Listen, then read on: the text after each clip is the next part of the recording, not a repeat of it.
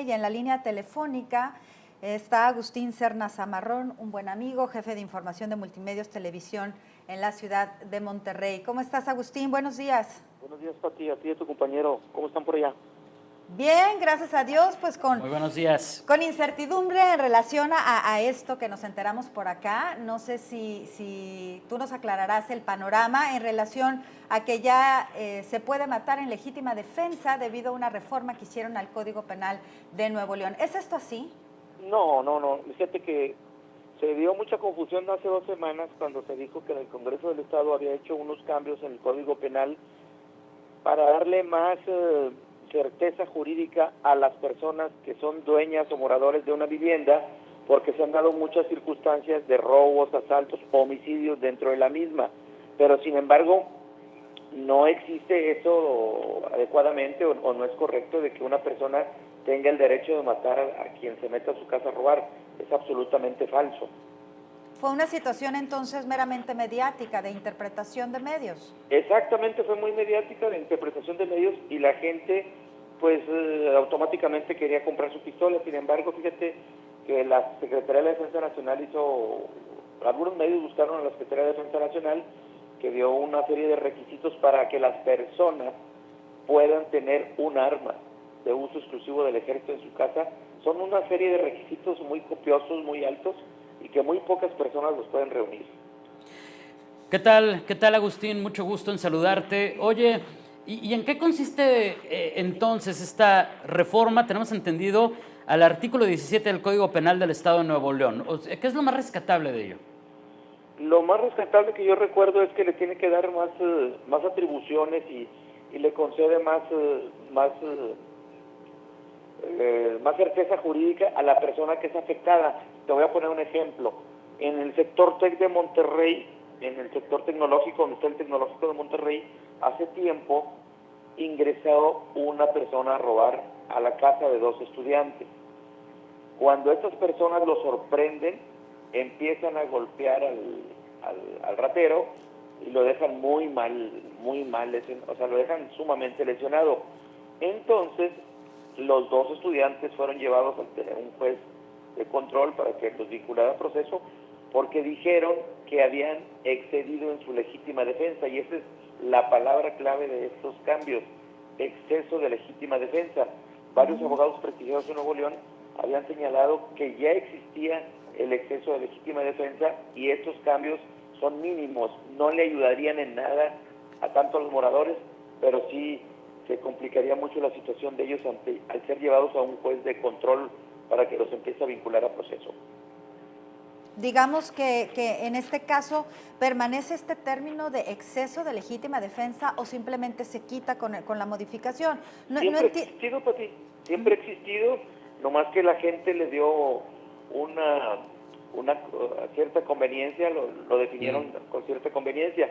Fíjate que lo que te decía la Defensa Nacional, uno de los requisitos que pide la Secretaría de la Defensa Nacional para que te autorice un permiso es que las personas hayan acudido al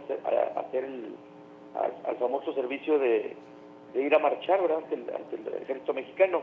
Pues hay mucha gente que ni siquiera son remisos o nada, o sea, no tienen la papelería, no tienen su cartilla en regla.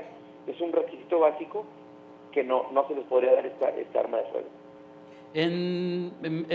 Digamos, en asuntos nacionales, la gente lo tomó de una manera muy particular. Aquí revisábamos algunos de los comentarios de la ciudadanía, Agustín, que mencionaban algo que ya decías hace un momento, que todo el mundo quería salir a comprar su arma y que qué bueno, y que mataran a todos los delincuentes. Un asunto que incluso rayó en aberraciones que muchos expertos nos comentaban.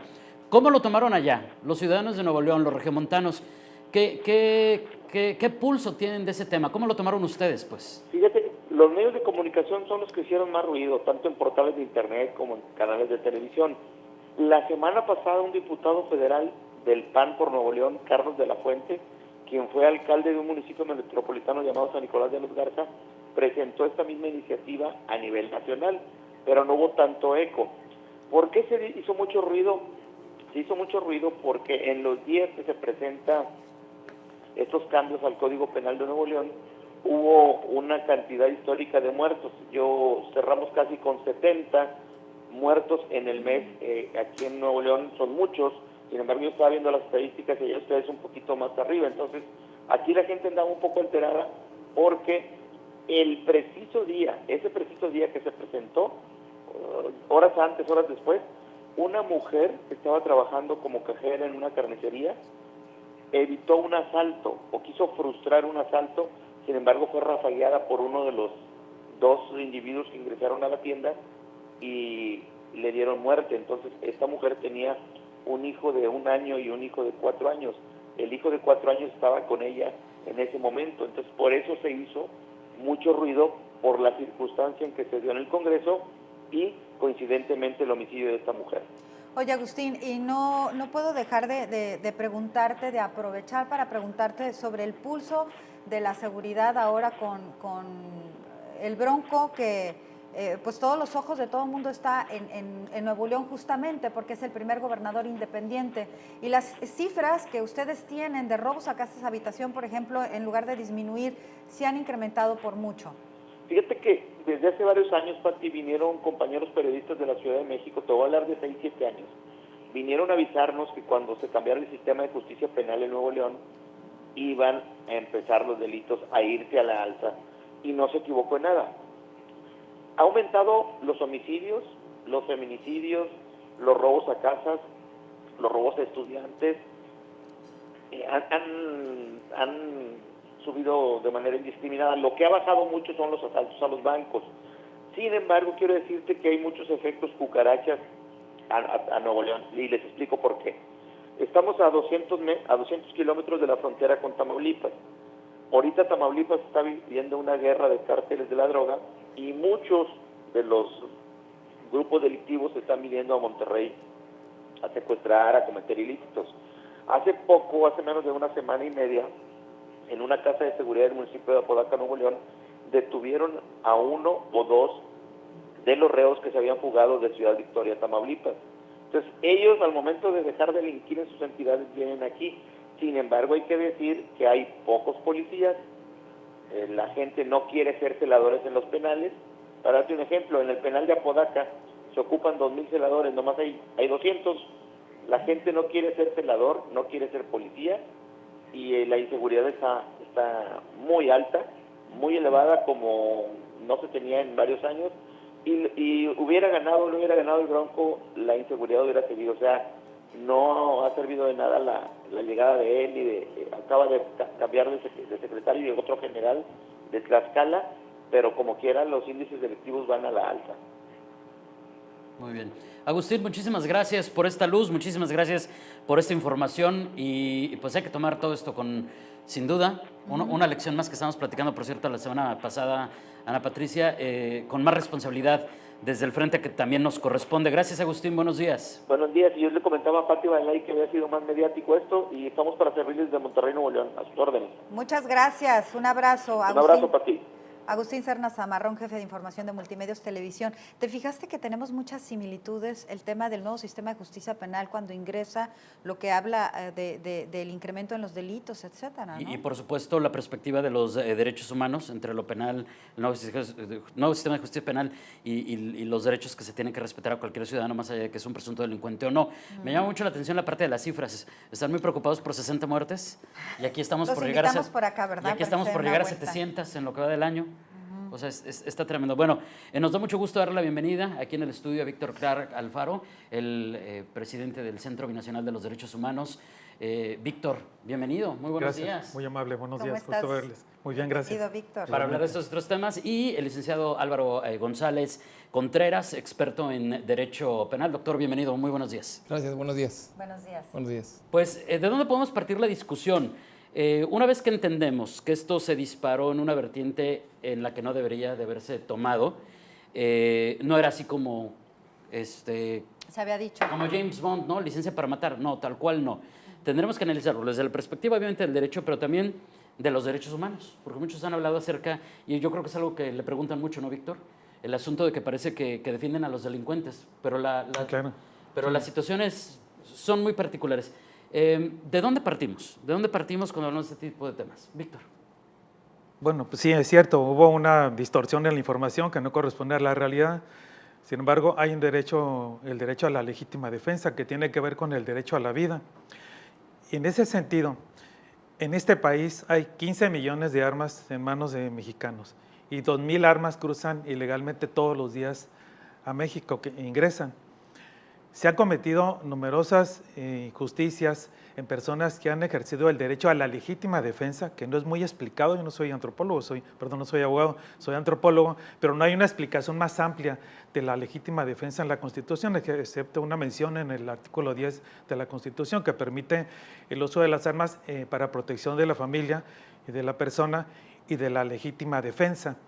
Sin embargo, creo que el problema está en la interpretación de los jueces en los casos en que las personas se defienden legítimamente. Quiero poner un caso que fue un escándalo en el 2013 porque ejemplifica con mucha claridad, voy a decir el nombre porque fue un nombre público, el caso de Yuriki Rubio, una jovencita que estaba siendo violada por unos hermanos, uno de ellos traía un cuchillo en la mano y al momento de estar siendo violada, ella toma el cuchillo y mata al agresor, y el hermano la acusa de homicidio y va a dar a la cárcel y es consignada por homicidio calificado. Eso me pareció, bueno, como esos casos, 1 año y medio después quedó en libertad, pero como esos casos hay numerosos antecedentes donde se cometen graves violaciones porque el juez interpreta de otra forma la legítima defensa. Entonces creo que es importante poner en la mesa de las discusiones el tema de la legítima defensa, su alcance, y cómo se hace justicia. Y quiero poner otro ejemplo que no es en nuestro país, pero que lo conocemos por estar en la frontera. El caso de la patrulla fronteriza, por ejemplo. La patrulla fronteriza, ¿cuántas veces no hemos escuchado que matan a algún migrante y que avienta piedras y la patrulla fronteriza responde con balas? Y la justicia norteamericana, porque así está hecho el sistema ahí, le da la razón a la patrulla fronteriza. Sí, el agente de la patrulla fronteriza argumenta que recurrió a la legítima defensa en la interpretación de ellos porque vio amenazada su integridad y el juez le da la razón. Sin embargo, desde el ángulo de los derechos humanos hay un uso excesivo en el uso de la fuerza para la legítima defensa porque el otro tiró piedras y a balazos lo mató. Entonces, claro, allá hay montoneros, ¿no? Bueno, además, bueno, el caso de Anastasio Hernández, que fue público. Terrible. Sí, ellos argumentaron legítima defensa, que fue una cosa aberrante, digo, porque todo el mundo vio videos. Lo grabado, claro. Lo grabado, sin embargo, le dieron la razón y hubo un acuerdo y nadie se castigó. Pues dio un acuerdo porque indemnizaron a la familia con más de $1 millón, ¿no? Hablando del tema de legítima defensa, ya no podemos decir de la aprobación en el Congreso de Nuevo León. Ahí está la aprobación. No permitieron matar en defensa propia, o sea, no dieron luz verde ni credencial para matar a nadie. Eso es lo primero que hay que decir, ¿no? Sí, simplemente discutieron el tema y sigue siendo como una incógnita para mí exactamente qué fue lo que aprobaron. Pero el tema es que permiten ahora que haya una legítima defensa.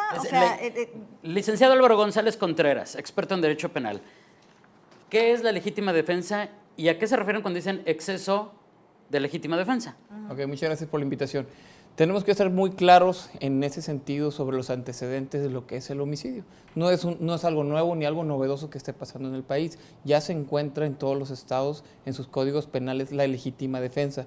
Y el homicidio, si bien es cierto, es un delito, de los delitos más sensibles que puede tener una sociedad, también tiene sus excepciones en el cuales no van a ser castigados por la ley. En el caso de los policías, como comentamos fuera del aire, que en el derecho a su labor y a su prevención y a la integridad física puede cometer el delito de homicidio hacia una persona y no tener ninguna consecuencia jurídica, siempre que demuestre que fue en defensa propia.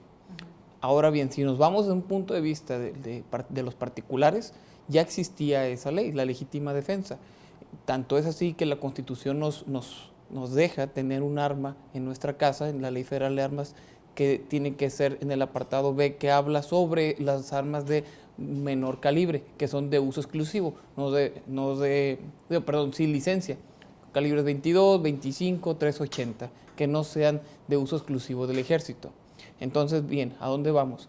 De que la legítima defensa es para proteger tu bien, habla también del honor, habla de tu hogar, inclusive si no es tu hogar donde estés habitando en estos momentos, y que puedas repeler una agresión.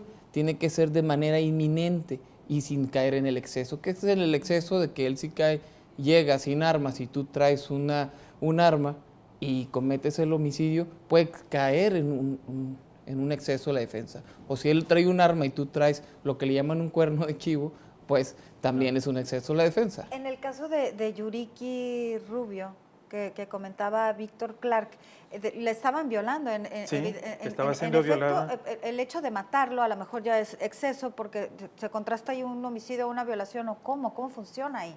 O sea, ella se defendió, tomó el cuchillo del agresor y lo mató. O sea, pero el extremo de la legítima defensa es el homicidio, porque también la legítima defensa no implica necesariamente que uno va a matar a la persona, ¿no? La intención. O la intención, claro, uno puede golpearlo y se defendió en legítima defensa y entregarlo a la autoridad, pero el extremo es matarlo. Sin embargo, aquí el abogado me podría ilustrar mejor, porque creo que el artículo 17 de la Constitución habla de que nadie puede hacerse justicia por propia mano. Exactamente, así es. Tenemos que ser muy claros en ese sentido. No podemos tomar la justicia por nuestra propia mano, como hemos visto en diferentes canales de televisión o en Facebook, que la gente va y lincha a las personas. Claro. Esas personas deben ser perseguidas. Sucede en México, ¿eh? Sucede en México y no debemos, como nosotros desde mi trinchera, decir que es un cheque en blanco para matar. O sea, no es una legítima defensa y no tiene que incurrir necesariamente en un homicidio. Desgraciadamente ahorita en el Código Nacional de Procedimientos Penales saca como delito grave el robo. El robo en la modalidad simple. Un robo de casa de habitación, un robo a vehículo, inclusive era muy penado que una persona se introdujera a tu domicilio y se robara.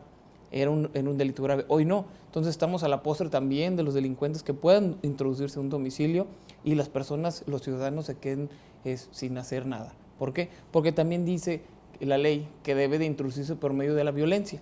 Eso es lo que dice el Código Penal de Baja California. Entonces, si no se introduce por medio de la violencia, tú ya no puedes ejercer tu legítima defensa ni tener un acceso a un arma y poder defender a tu familia. O sea, aquí hay muchos recovecos. Si llega en buena lid y dice, hoy vengo a robar y me voy a llevar tu televisión y tal, tú no puedes hacer nada.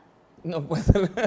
Sin embargo, es impredecible porque en momentos como esos, que son circunstanciales y que son extraordinarios, pues la naturaleza humana no va a reaccionar de manera racional o no reacciona instintivamente, porque estás protegiendo primeramente tu vida, tu familia y tu patrimonio. Entonces no puede pedirse que la ley le diga al ciudadano que tiene que actuar con A, B y C en un momento tan dramático y grave donde donde va de por medio el derecho a la vida, el tuyo, tu familia y tu patrimonio. Entonces, pero entonces, ¿qué debemos entender por violencia? Porque si a mí me lo ponen desde el sentido más básico, yo diría, se está metiendo en mi casa con mi familia, para mí eso ya está violentando mi vida. Sí. Entonces, ¿qué debo entender cuando dicen legítima defensa solamente si hay violencia? Es que aquí es muy importante porque inclusive los oficiales de policía en nuestro estado o en el municipio saben o tienen un código o un protocolo de actuación. Imagínate un ciudadano común, ¿qué hacer en caso de?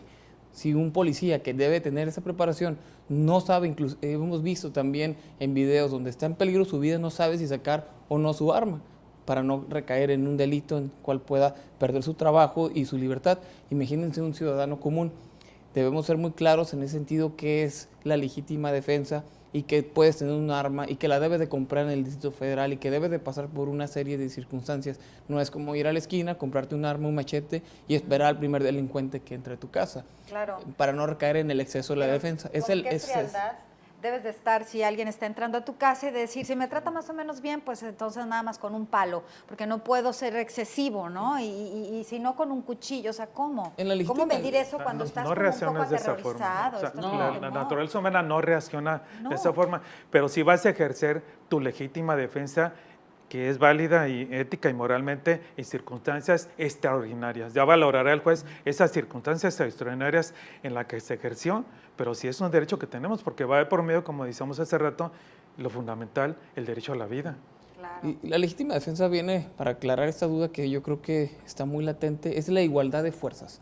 Inclusive si una persona mide 2 metros y la otra persona mide 1,50 y lo golpea, podemos caer en un exceso de la defensa porque tiene una mejor corpulencia y puede dilucidarse por medio de una argumentación tanto de la defensa como la Fiscalía, dependiendo la estrategia que tengan, que hubo ese exceso. Inclusive es muy notorio o es muy sabido de las personas que tienen capacidades en artes marciales, box, etcétera, que no pueden golpear a otra persona porque tienen otro tipo de adiestramiento. Entonces, eso es el exceso de la defensa, que no estés por encima de él en un estado de fuerza. ¿Cómo ha cambiado todo esto con el nuevo sistema de justicia penal? Ya nos decían durante el corte algunos ejemplos de cómo ha cambiado desde la perspectiva del derecho todo esto, pero también desde la perspectiva de la defensa de los derechos humanos. Todo esto dio un vuelco, ¿verdad? Sí, porque a mí se me hizo muy delicado que extrajeran, como lo dije hace unos momentos, que el robo a casa habitación, o sea, que a tu hogar, que se introduzcan a tu domicilio, ya no sea un delito grave. ¿Quién tomó estas decisiones? El Congreso de la Unión. El Congreso es el que autoriza, ¿no? Habría que exigirle y recriminarle a estos diputados que hicieron tan mal su chamba, porque si te fijas, el diagnóstico en Nuevo León es que justamente con el nuevo sistema de justicia penal se incrementaron este tipo de delitos, los robos a casa el famoso habitación. catálogo de delitos, ¿no? Sí. Exacto, que el gobernador dice que debería de ampliarse. Sí. Por el tema también pueden encontrarte con un arma de alto calibre y entonces te detienen y luego te dejan libre para que esto que nos contaban, que un de delincuente puede cometer un delito incluso relativamente grave y de todos modos sale en libertad y hasta que no lo califica el juez como reincidente. Que sea un peligro para la sociedad. Ajá, exactamente. Sí, en ese caso funciona de la siguiente manera. Y al igual extrajeron del catálogo de delitos graves la aportación de armas de uso exclusivo del ejército, es decir, las armas que utiliza el crimen organizado para perpetrar crímenes de alto impacto. Entonces, hoy te pueden detener y en la audiencia de control te van a soltar. ¿Pero por qué? Aunque haya traído un cuerno de chivo. Así haya traído 10. Entonces, ¿Qué tal? En ese sentido, el Ministerio Público debe tener la capacidad suficiente para argumentar, fundamentar y explicarle al juez de control que esa persona es una amenaza para la sociedad. Y si bien es cierto, el delito no merece una prisión preventiva oficiosa, pero dadas las circunstancias, en el caso particular de Juan Pérez, pues debe de estar recluido en la cárcel en lo que su estado procesal se fenece. Pero no lo están haciendo, se están yendo por la corta, no están diciendo nada y por eso también el juez no puede actuar de mutuo propio. Entonces, por eso es un sistema acusatorio adversarial, porque hay una discusión entre un abogado y la defensa. Y él da la razón a quien haya argumentado mejor o fundado el derecho en dadas circunstancias. Víctor, ¿cómo ha cambiado? ¿Cómo ha cambiado la defensa de los derechos humanos ahora? Pues ha salido contraproducente porque hay un reclamo social y sobre todo de las autoridades que son las responsables de garantizar el derecho a la seguridad, que argumentan que el nuevo sistema de justicia penal con los ingredientes que el licenciado menciona, pues hoy es cierto, es más transparente, hay un juez, se escucha a la persona, pero están quedando en libertad por lo menos en 5 delitos muy graves, entre ellos la posesión de armas, robo de vehículos y otros delitos que están teniendo un efecto contraproducente porque hoy los policías y quienes están encargados de dar y garantizar el derecho a la seguridad se quejan de que el sistema deja en libertad, cuando todos los días escuchamos la queja de los secretarios de seguridad en el estado y en los municipios, que el sistema no les permite combatir con mayor eficacia la inseguridad. Entonces ha resultado contraproducente. Sí, yo estoy de acuerdo que respetan garantías individuales, pero tiene una repercusión negativa en la sociedad en términos de seguridad. Muy bien. Perdón. Sí, no, y hablando un tema de la legítima defensa, estamos dejando a la libre interpretación de los ciudadanos de que pueden matar a diestra y siniestra dentro de su domicilio. Entonces vamos a ver el día de mañana bastantes personas que no saben de derecho en las cárceles a ciudadanos o personas de bien que pensando que en su propio derecho están ejerciendo algo correcto. Entonces es aquí donde también el Congreso, el Estado, los responsables de brindar esa seguridad pública, esa paz social que es un derecho humano, dejarlo en manos de los ciudadanos cuando ellos deben no soltarlo. Ellos deben de estar haciendo las labores de prevención y que los delincuentes no sigan perpetrando en los hogares de los tijuanenses. De acuerdo. Estamos platicando con Víctor Clark Alfaro, presidente del Centro Binacional de los Derechos Humanos, y con el licenciado Álvaro González Contreras, experto en derecho penal. Les decía que había un caso de que tenemos que tener mucho cuidado como sociedad de entender nuestros derechos y hasta dónde. hace un par de semanas les presentábamos aquí el caso de una mujer que fue agredida, iba a ser violada, llegan a defenderla sus amigos y hermanos. Y en la euforia, que es lo que tú nos decías, Víctor, está la naturaleza humana de la defensa, Por supuesto, claro. el instinto. Lo detienen y lo meten a la cajuela, así como para decir, aquí te atoramos, no te nos vas. Él en la cajuela le llama a su esposa y pues agarran a todas las víctimas y les dicen, tú los secuestraste. Y los meten a la... Privación ilegal de la libertad. Y los meten a la cárcel cuando se estaban defendiendo. Pero aquí hay una gran lección. El asunto de que no tenemos que tener cuidado de no convertir en víctima a quien nos está agrediendo. Victimario. Pero Pero ¿sabes ajá. qué? Ahí se trató de hacer justicia por su propia mano. Es como un poco diferente al tema de la Pero defensa. es de lo que estamos hablando, Víctor, licenciado. El asunto de no podemos permitir que la gente crea lo que pasó cuando hablaron de esta reforma penal en Nuevo León. Claro. Claro. Entonces, es un asunto. Conclusiones. Debemos ser muy claros en ese sentido. Si eso va a ser una base de discusión en el Congreso local, donde digan que la legítima defensa va a ampliarse en el sentido como en Nuevo León, también difundir hacia la sociedad cuáles son sus alcances jurídicos, hasta dónde llega, no solamente hacer leyes y dejarlas ir a la gente y a su interpretación con escasos conocimientos de derechos, sino vamos a ver padres de familia, hijos, etcétera, en cárceles porque se exceden dentro de este derecho a la defensa, porque el arma que tuvieron no lo compraron donde debían. Entonces, la seguridad pública no debe deslindarse el Estado. El Estado debe de proporcionarlo y no dejar que los ciudadanos empiecen a hacer justicia por su propia mano. Y en el caso de, volvamos al tema, como fue muy conocido, que tú comentabas, Sí. Víctor, de Yuricky Rubio, ella no hubiera pisado prisión si hubiera estado ya el nuevo sistema de justicia penal. O sea, eso sería como algo positivo. Sí, Entonces, en ese caso que estábamos comentando, en el sistema tradicional se le dio la autoformal prisión porque no es inconstitucional, porque hay ciertos indicios que pueden decir que es penalmente responsable, entonces los jueces de penales en ese momento también, para no meterse en problemas, daban el auto de formal prisión y se ve ya en un proceso común. Hoy en día, uno de los beneficios que podemos ver dentro del nuevo sistema es que un juez de control ante la argumentación y la discusión dentro de un sistema más transparente hubiera salido libre en las primeras 48 horas. Muy bien. Conclusiones, Víctor Alfaro. Pues debe haber un mayor énfasis en el derecho a la seguridad, que el Estado ha dejado vacíos enormes que están provocando respuestas por parte de la sociedad, que está tomando en sus manos la aplicación de la justicia. O sea, se está haciendo justicia por propia mano y en algunos casos recurriendo a la legítima defensa por este vacío que el Estado está dejando en la sociedad, un derecho fundamental, el derecho a la seguridad. ¿Qué decirle a la comunidad cuando vemos estos casos que platicábamos hace ratito de los linchamientos o los casos del altiplano que platicamos aquí en Tijuana, en el que estaban tan hartos de la delincuencia que formaron sus autodefensas e incluso advertían que iban a tomar justicia por su propia mano? ¿Qué decirle a la sociedad en un momento en el que además en la fórmula, Víctor, está el hartazgo? Está el hartazgo ante ese hueco que estamos... Hablando de hartazgo, quiero poner un ejemplo que el símil no es exacto, pero se parece. El levantamiento zapatista del 94, el 1 de enero del 94, el preámbulo de la Declaración Universal de los Derechos Humanos justifica la rebelión como el supremo recurso contra la tiranía y la opresión.